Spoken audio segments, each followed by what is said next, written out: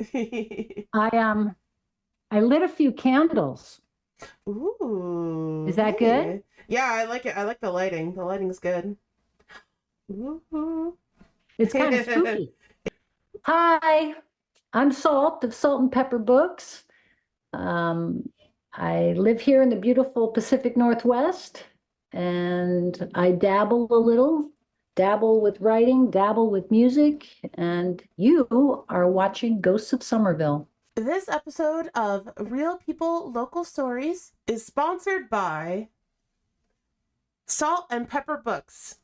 They're available from your favorite online bookstore. True tales of ghosts and more true tales of ghosts. Available now from the links below. Thank you for sponsoring today's video. And now, let's get on with the show.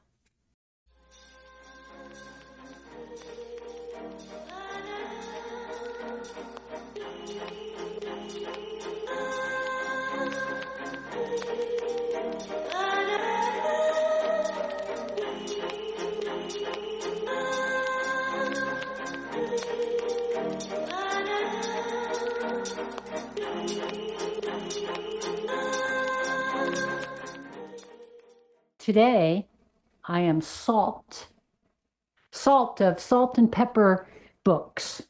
Pepper is stuck in the grinder, I guess. Salt and Pepper Books. This house that I am recording this in, where I live, is also haunted. Well, I don't know what haunted means. We have a spirit. And so maybe he'll come. Maybe he'll be a part of this. That'll be awesome. Wouldn't it be cool? So you want to listen. And this is where I guess you want to hear about the story of Elmer, which is in the first book we wrote together, True Tales of Ghosts. Yeah, Do you that's have right. a copy? I do. I have a copy. Hey, there There's we go. another one. Yeah. I have that one here too. Yeah, there it is. So yeah, that's what we're here to talk about. So, the apartment that Elmer, it was it the apartment that was in Catasauqua? Catasauqua. Catasauqua. Yeah, which is not far from you, right? Just over the river. I don't remember exactly where it is. Is it a little west of Phillipsburg? Right? Do you know Catasauqua? No, but I see here it's a suburb of Allentown. Yes, suburb of Allentown. You might want to look into that though. Catasauqua. Here's the other thing. I think one thing we learned was that this particular street or block, or I don't know how big the area was, there were a lot of reports of hauntings and haunted houses, and somebody told my mom that this whole area is near or was on a burial ground for the Lenny Lenepes. Wow. Lenny Lenepes. I don't know. You might want to look into that. But yeah, I would imagine if you build a bunch of houses on a burial ground that spirits probably don't like that so much. Yeah. Not so much. So I wonder if that was also part of it, if you were getting like some spiritual energy from the Native American burial ground there too. Right. I don't know how it works. I don't know. Yeah, it was the 80s, the mid 80s, the 84, maybe 85. I was just after my first year in college, and my mom had just moved into a new apartment. She had just gotten divorced. Before she signed the lease, she was talking to the landlords, and they had this story of the couple who used to live in the house before, Elmer and his wife. I don't remember her name. And apparently he visited there. He was sort of still around. And we learned about more once she signed the lease, of course, that the people who lived before there I guess they got out of their lease or something, or they left early, and the people before that, they didn't stay too long either. So we're like, huh, we didn't know. We didn't care. She didn't care that it was supposedly haunted. It didn't faze her. And it was a cute little row home, and there it was all the houses were kind of the same. And it was a second floor apartment. And I had nowhere to go that summer, really. I guess I had options, but we decided to live together. So I said, okay, this is cool.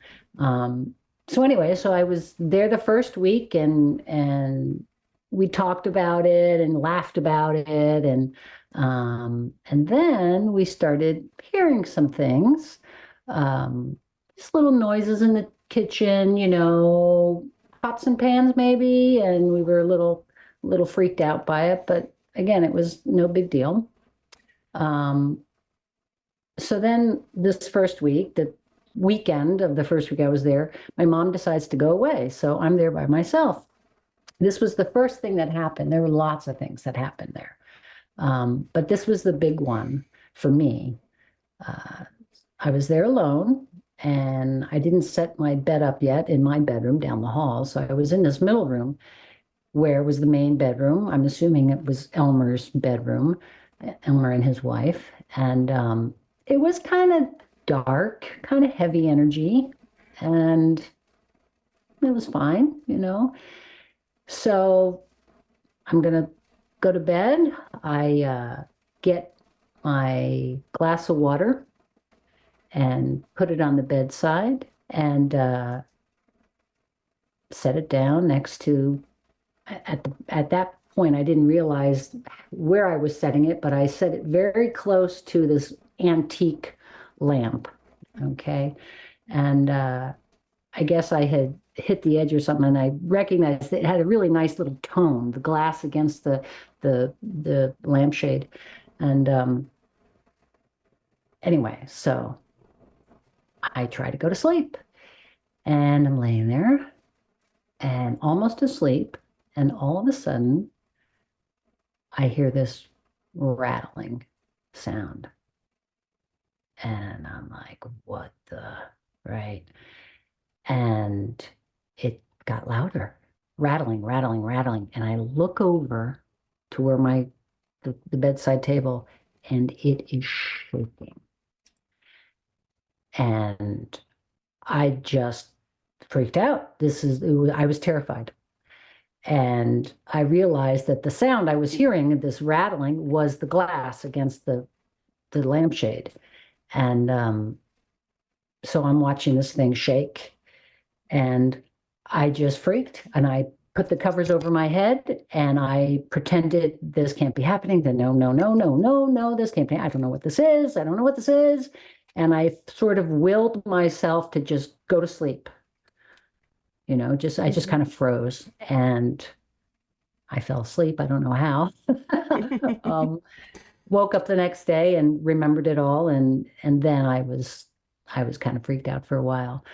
So that was the first thing that happened, and some of the other things that happened there. Apparently, Elmer watched TV every Monday night, and we found out about all of this after we started talking to the landlords. Like, oh yeah, this is the story. This happened, that happened, and apparently he would come back Monday nights and be in the house. And the story goes that he had died first, and his wife was still in the house, and then they had to move her out into a home or something. And so when he came back, she wasn't there, and he didn't know where she was. This is the story we were told. So that's why he kept visiting. He's looking for his wife. You would think, though, I don't know if she had died. I don't know. I don't know how it works in the spirit world. But anyway, he was still visiting. And my mom actually saw him walk past. She was in bed. She saw a man in a white night shirt walk past the door down the hall. We continued to hear lots of noises in the kitchen. It seemed like he would play with us. it didn't feel, other than that first time with the bedside table shaking, other than that, I don't think we were really that afraid. We started to talk to him, we started to just, it kind of lightened things up for us too, where we could be like, hi, Elmer, how's it going? Or we're leaving, keep an eye on the house for us. But yeah, it seemed like he would play with us. We'd be in the kitchen and we would swear we would hear the faucet running in the bathroom, which was just around the corner. And we'd go into the bathroom to turn off the water. Well, it wasn't going, but then when we were in the bathroom, we heard it in the kitchen. So little things like that. There was another time when my mom was at work, and for some reason I needed her car. So I don't know why. I had my own car. Whatever reason, I had her car that day, and I had to go pick her up at work. And we were on the phone, and she said, "Now don't forget, we're supposed to get a really bad storm, so don't forget to close the windows." Okay, so being the good daughter that I was, I closed all the windows, right? And went to pick her up at work. It started to get windy and blowing, and the storm was coming, and we got home and walk up the steps, open the door, and my mom, I don't know who was first, but one of us saw the curtains blowing through the window up at the top of the steps. And my mom's like, I thought I told you to close the windows. I'm like, I did. I don't know, right? So now the windows are open, and that was kind of funny. Another time we were in the kitchen playing cards, and for some reason, and I guess I still do this, I like to record. So back in the day, I had this little mini cassette recorder. You probably don't even know what they are.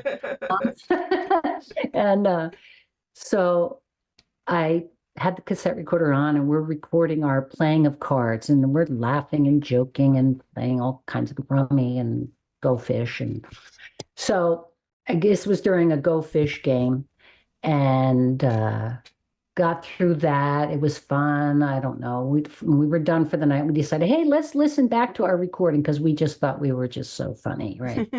So we rewound the tape, and we go back and we play it, and we're laughing at all the right spots that we laughed before, and we get to this part in the game where I asked her about a Queen of Hearts. And right after I said Queen of Hearts, this deep male voice was on the recording, and it said, Queen of Hearts, Queen of Hearts. And we were, whoa. Anyway, that was amazing. We just assumed it had to be Elmer, right? So yeah, that stuff happened all the time. And like I said, we made light of it, and talked to him, and it all seemed okay. But at the same time, when you were there by yourself, it was a little strange. Oh, my mom lived in another haunted house after the Catasauqua one, or not right after, but it was old. It was built in, maybe you know about this, the one in Clinton or Glen Gardner. No, I don't know anything about it. You don't know about that one? Mm-mm. Yeah, it was an old blacksmith shop, built in the 1750s, I think, and lots of history, And this center room of the house, the oldest part of the house, was just heavy. You couldn't grow plants in there, had the same amount of light as the other windows, you could just feel it. You didn't want to be there. You didn't want to sit in there. It was not cozy, So yeah, I don't know how it works. That's interesting that like you couldn't even grow plants in there. It's like Oh no, the energy was so heavy that like the plants didn't even want to grow. no. And the cats, Oh, they would, and I know you've probably heard stories like Mhm. this. It's pretty common, but my mom's cats would just sometimes just look up and they're like following something on the ceiling. And there's nothing there, Well, we Mhm. can't see it, but they're looking. Animals are tuned in, that's for sure, Yeah, right? absolutely they are. So, you don't live in that apartment anymore, right? Like you're No, somewhere no. else. You were talking about how like your current house is haunted. So, did Yes. you like know about that before you moved in? This is also in the book, I think. Um, no, we didn't know it. We didn't. We thought we were getting a great deal. Oh, wow, the house is $5,000 cheaper than whatever. I don't know. Mm-hmm. And again, now this is, I have a whole life of adulthood, and now I'm back living with my mom, which is kind of funny. And here we are again in a haunted house. Um, yeah, I think it was a couple weeks into being here. We needed a repairman to come in, a plumber to come in and do something with the washer. I don't know. And so he starts talking to us and he says, yeah, I knew the guy who used to live here. And we're like, oh, you did? And of course, we're curious. We want to know about the history of the house. And he says, yeah, it's too bad. What do you mean? What? Too bad about what? Well, he was murdered. Really? Yeah. Da da da da da. And he goes off and he's talking about something else. I'm like, what? What? And then my mom comes in and he's talking to her and he goes out and gets the bill and whatever, and she's going to pay him. And I go upstairs immediately, get online, and I'm typing in the address, and there it is. And so, yeah, he was murdered in this house, and kind of violent, and gunshot wounds, and I've read the whole thing, and I come downstairs with my computer, and I'm like, after the guy leaves, Mom, you know. So I told her, and first few days were really weird. We walked into his bedroom because now we knew the whole story, and we just were like trying to take it all in. Like, wow, this happened here. And we didn't ever feel like when we first walked into the house when we were looking at it to buy, like this house feels great. And it does. It's got a great energy. So we've had little things happen and then lots of noises. I'm upstairs by myself and swear my mom just got home or something. I hear her down there, and like yell to her, hi, and nothing. She's not home, you know, happens all the time. Same thing for her. She'll hear me up here and she'll talk to me, I'm not here. Wow. Um, but again, it's not scary. He is a great guy. We think he plays with us too when we still play cards. And we swear that we feel like we feel him. So anyway, I guess we have a thing for living in haunted houses. I don't know. Yeah, that's funny that you ended up in like a different haunted house. Like, I know. What's next? yeah, right. So Um, where you are currently is Washington, right? Like you're all the way. Washington. Yes. The Yeah. the the Olympic Peninsula. Yes, it's Yeah. beautiful here. Yeah, so and like do you live near water too? Oh yeah, we live like it's right there. The Strait of Juan de Fuca. Hmm. And behind us is the mountains, the Olympic Park, and yeah, it's gorgeous. It's really beautiful. Yeah, they say that water holds all that energy. So maybe that's Oh, why the spirit that you're living in the house with is so active and you can there you go. And you can feel him more. Maybe it's just because the water's holding all of that energy for him. well, I don't know how it works. Yeah, antique chairs, it holds people's energies. Energy is, you just feel it, right? You feel Mhm. things. Yeah. I know you do. And we all do. But I know we learn to not trust our feelings. We're taught that, you know.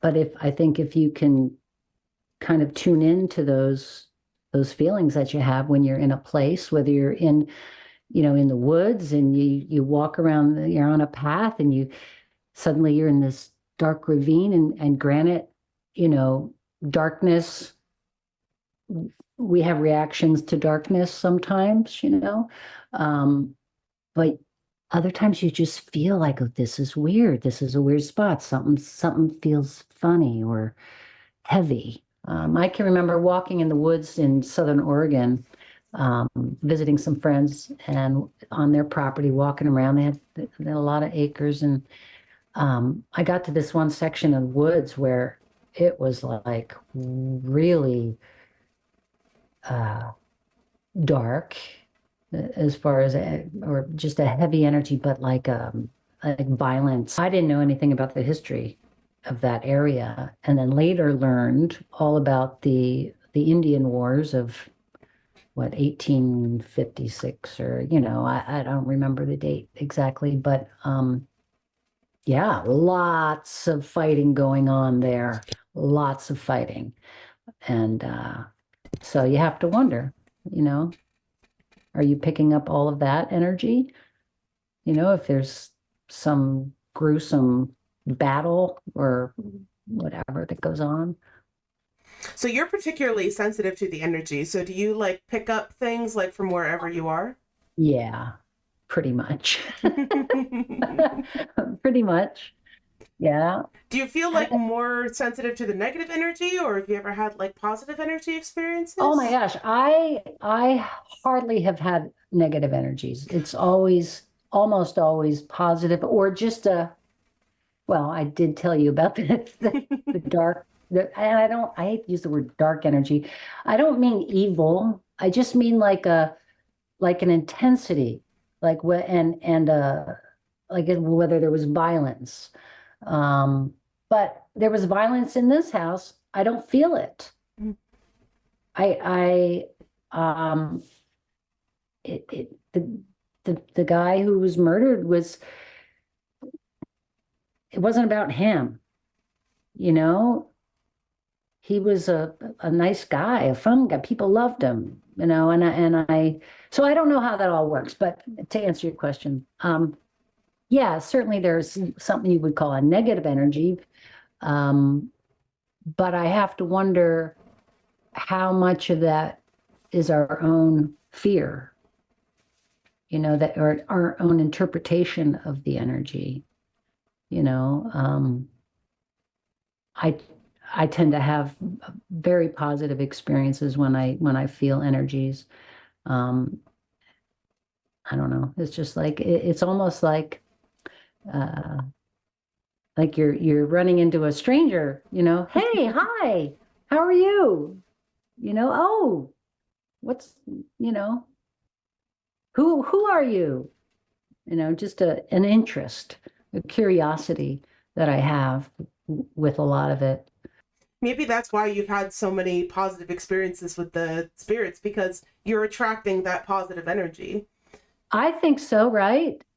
Right? Isn't there some law of attraction? Yeah. I don't know, some quantum law, Hmm. so I mean, I think my sense is that, there, I mean, you think of the history, right? All of the Hmm. people who have lived where you're living right now, all of the first peoples. And it's got to be in the ground, in the buildings, in the stones, in the water, like you say. I mean, all of these souls that were once here, that they may not be here now, or may they not be visiting, but something is left, an essence, of that. It was really great talking to you. Thank you for telling me your stories today. Yeah, thanks for having me. This Yeah. was fun. Of course. Whatever, just let me know when you want to talk Sasquatch. All right, awesome. You guys Okay. at the Ghost of Somerville YouTube channel can look forward to that story. All right. Yeah, I'm looking forward to it. Keep up the good work. Woo! Okay, All right. see you. Bye, Bye. Salt. Ooh, that was weird. You didn't see that. No. What happened? I have a candle burning and right there, and it just went, bunch of sparks just flew up.